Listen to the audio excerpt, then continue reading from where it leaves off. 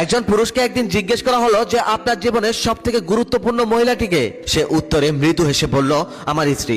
প্রশ্নকারী ব্যক্তি এবার আশ্চর্য হয়ে বললেন, বাকিরা তো সবাই মা বলেছে। এবার সেই পুরুষটি বলে, হ্যাঁ অনেকে মা বলতে পারে, তবে আমার মধ্যে সে তো মা। সে তো আমাকে জন্ম দিয়েছে, সে তো আমাকে ভালোবাসবেই, কারণ তার সাথে আমার রক্তের সম্পর্ক রয়েছে, তার পেটে আমার জন্ম হয়েছে।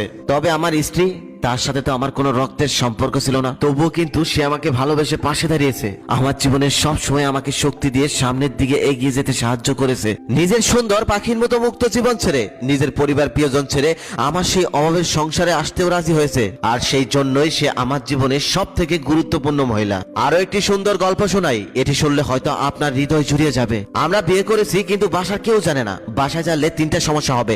আব্বু আম্মুর মধ্যে মারামারি লাগবে। দ্বিতীয় সমস্যা হচ্ছে বাসা থেকে বের করে দিবে, তখন সবে ইউনিভার্সিটির ফার্স্ট সেমিস্টার, তখন বাসা থেকে বের করে দিলে কোথায় যাব কি খাবো। আর তৃতীয় সমস্যা হচ্ছে সব থেকে ভয়ঙ্কর সমস্যা, পুলিশ।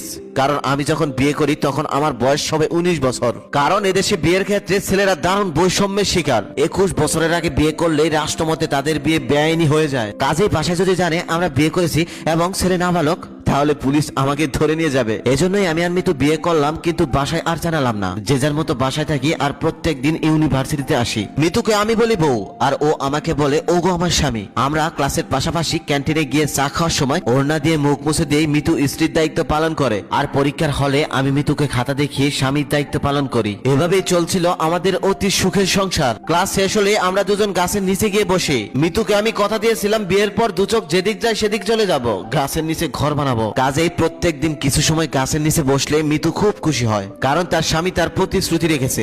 বিয়ের পর গাছতলায় সংসার বেঁধেছে। এর মধ্যেই মিতুর বাসায় কি নিয়ে যেন এক ঝামেলা হলো। মিতুর বাবা ঝাড়ি মেরে ওকে বলেছে, আমার খাও আমার পরো আর আমার সাথে বেয়াদবি করো। সত্যি বলতে মেয়েরা বিয়ের পর আসলেই বাবা মার থেকে অনেকটা পর হয়ে যায়। সেদিন বাবার ওই সামান্য কথায় মিতু দারুণ ভাবে আহত হয়েছে। খাওয়া দাওয়া বন্ধ করে দিয়েছিল, আর সে প্রতিজ্ঞা করেছিল সে আর কখনোই তার পিতার ঘরে খাবে না, পিতার কোনো অন্নই আর মুখে তুলবে না।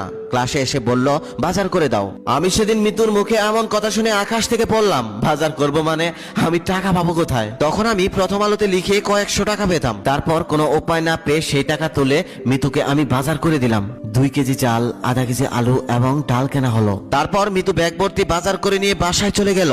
নিজেই রান্না করে খাবে, ভাত, আলু ভর্তা আর ডাল। সেদিন থেকে নিজেই রান্না করে নিজেই খায় সে এক কঠিন ব্রত। আমি ভেবেছিলাম এইভাবে কয়েকদিনের মধ্যেই মিতু মারা যাবে। না, মিতু মারা যায়নি, বরং অতি সাদাসিধে খাওয়ার চর্চা করায় মিতু অল্প দিনের মধ্যে শুকিয়ে গেল। রাতারাতি তাকে অপসরার মতো দেখতে লাগলো। মিতুকে কখনোই বলিনি তুমি যতদিন ডাল ভাত কর্মসূচি চালিয়েছো আমিও বাসায় মাছ মাংস খাইনি। মা আমার পাতে মাছ মাংস দিলে আমি ঠেলে সরিয়ে দিয়েছি। আমার মা তখন বলতো, কি